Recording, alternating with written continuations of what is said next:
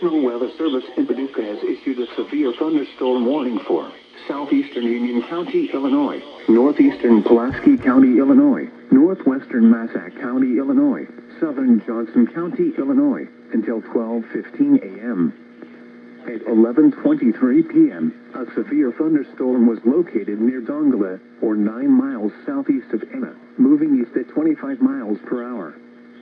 Expected hazards include 60 miles per hour wind gusts. This is a radar-indicated threat.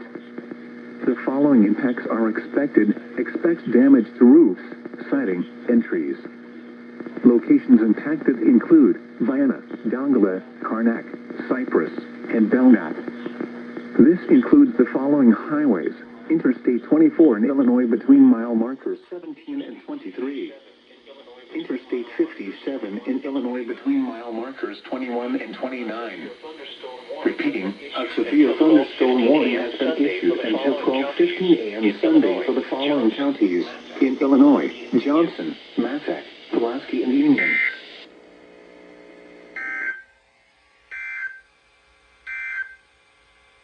The National Weather Service